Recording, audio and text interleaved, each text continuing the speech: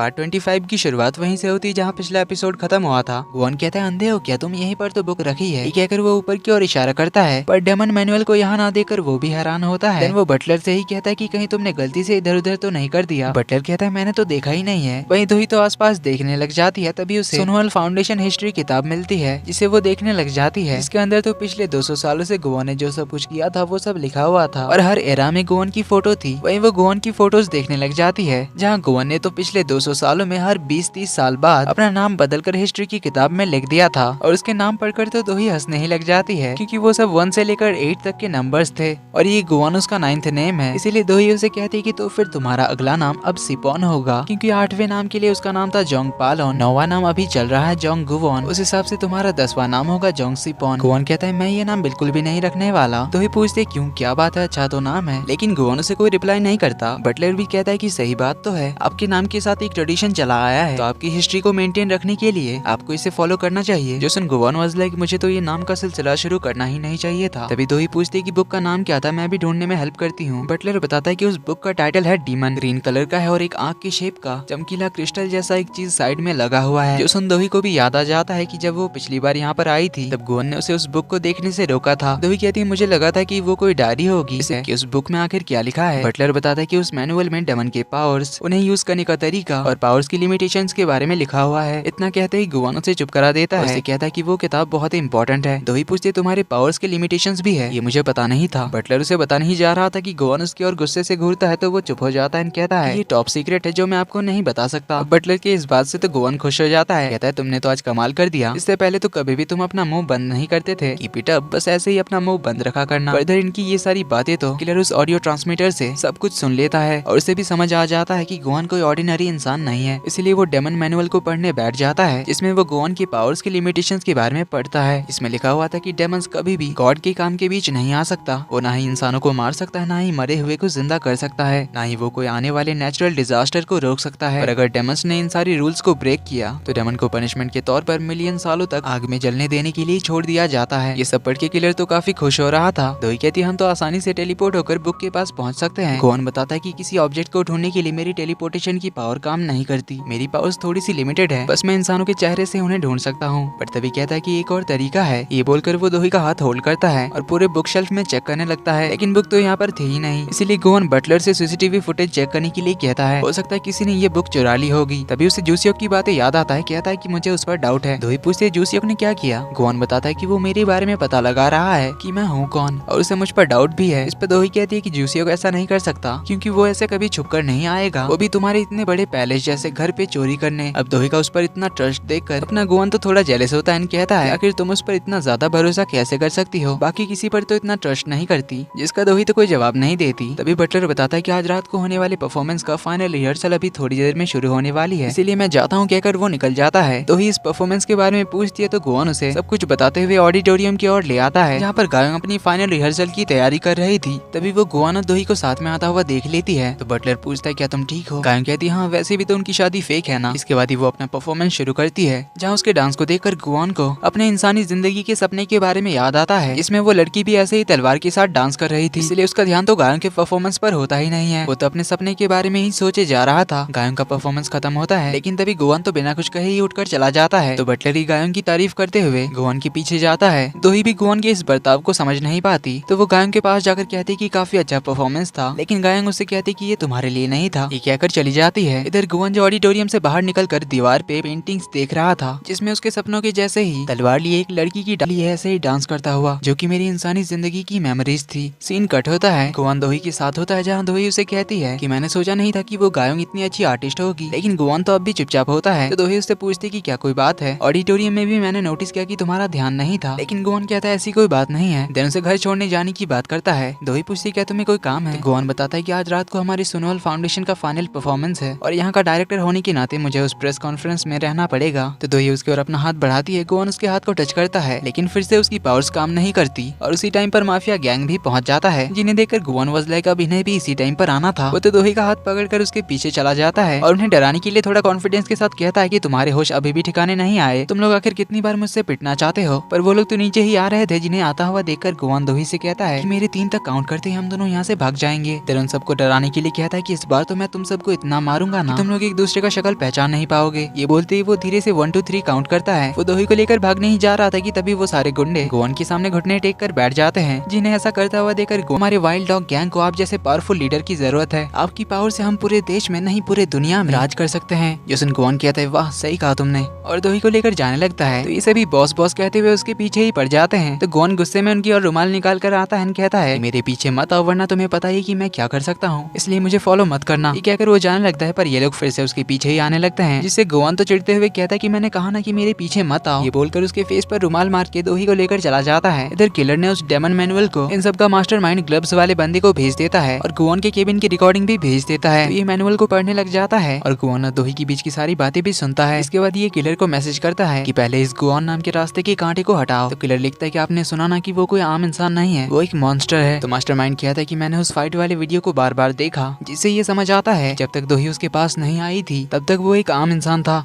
यानी कि जब तक दोही उसके पास नहीं होती तब तक उसके पास भी पावर्स नहीं होती, पर उसके पावर्स के लिमिटेशंस भी है। वो तुम्हें नहीं मार सकता पर तुम उसे मार सकते हो। जो सुनिए किलर अपनी डेविलिश हंसी देता है। इसके बाद अपने लिए एक दूसरा चेहरा बनाने लग जाता है गोवन पे अटैक करने के लिए। इधर गोवन दोही के घर से सुनवाल फाउंडेशन के लिए निकलने जा रहा था। दोही पूछती है तुम कब वापस आओगे। देन खुद ही कहती कि वो मुझे तुम्हारी फिक्र हो रही थी कि तुम कहीं दोबारा घर से भाग तो नहीं जाओगे। तो गोवन काफी हैप्पीली कहता है कि ज्यादा देर नहीं होगी क्योंकि मुझे वापस आकर अपने आप को चार्ज भी तो करना है। कहकर दोनों एक दूसरे को बाय करते हैं। देन दोनों ही स्माइल करते हैं। गोवन तो काफी ज्यादा खुश होकर चला जाता है, लेकिन इधर वो किलर गोवन को मारने की तैयारी में होता है। कुछ ही देर में गोवन अपने ऑडिटोरियम में पहुंच जाता है जहाँ पर गायों का परफॉर्मेंस शुरू होता है। इधर दोही गोवन के वापस आने के बाद साथ में खाना खाने के लिए तैयारी करने लग जाती है। बहुत सारे डिशेस बनाकर रेडी करती है, लेकिन तभी उसके घर की डोरबेल बजती है। दोही को लगा कि गोवन आ गया, इसीलिए वो काफी ज्यादा हैप्पी होकर दरवाजा खोलती है, पर बाहर तो डिटेक्टिव और पुलिस वाले होते हैं जो दोही को अरेस्ट कर लेते हैं मैडम जू के मर्डर केस में, जिससे दोही तो हैरान रह जाती है। इधर नोसुक भी दोही के अरेस्ट होने की न्यूज देखता है और ये देखकर वो तो बड़ा खुश होता है। इधर जूसियक दोही से मिलने आता है, जहाँ वो दोही को बताता है कि बिना एविडेंस के पुलिस तुम्हें 48 आवर्स से ज्यादा डिटेन करके नहीं रख सकती। दोही कहती है नोसुक को भी पता था कि कोई सबूत नहीं है, फिर भी उसने मुझे अरेस्ट कराया क्योंकि वो मेरे अरेस्ट होने की बात को न्यूज़पेपर की हेडलाइन में लाना चाहता था, क्योंकि मुझे क्रिमिनल चार्जेस की वजह से अरेस्ट किया गया है, इससे बाहर मेरी नेगेटिव पब्लिसिटी होगी और पब्लिक के क्रिटिसिज्म का रीजन देकर बोर्ड मेंबर्स मुझे चेयरमैन बनने नहीं देगी, और यही तो वो चाहता था। लेकिन दोही खुद ही कहती है कि डोंट वरी, सब कुछ सही हो जाएगा। इधर नोसुक के बेटे म्योंग को मैसेज आता है अभी मॉन्स्टर हंट की उसे ये मैसेज कौन भेज रहा है, पर ये देखकर उसके चेहरे पर एक अजीब सी हंसी होती है। इधर गोवन को बीच परफॉर्मेंस के दौरान मिशन कॉल करके दोही के अरेस्ट होने के बारे में बताती है। ये सुनते ही गोवन तो भागकर बाहर आने लगता है। वो सुनवाल फाउंडेशन के बाहर निकला ही था कि एक आदमी उससे टकराता है जो गोवन के सीने में चाकू मार देता है, और वो आदमी था किलर। गोवन का दर्द में देखकर वो किलर कहता है कि कैसा लग रहा है। देन वो गोवन को लात मारकर नीचे गिरा देता है और चाकू के ऊपर पैर रखकर उसे और अंदर घुसा देता है। गोवन दर्द से दोही का नाम पुकारने लग जाता है। वहीं इधर दोही भी गोवन को याद कर रही होती है, तो किलर वो चाकू निकाल लेता है, जिससे गोवन की कंडीशन बहुत ही ज्यादा बिगड़ जाती है, पर वो बस दोही का नाम लिए जा रहा था। उसकी आंखों से आंसू निकलने लग जाते हैं। और इसी के साथ पार्ट 25 का एंड यहीं पर होता है। वीडियो पसंद आई तो वीडियो को लाइक कर देना, चैनल पर पहली बार आए तो do subscribe and hit the bell icon. जल्दी ही मिलते हैं अगले पार्ट में, तब तक के लिए take care and bye bye.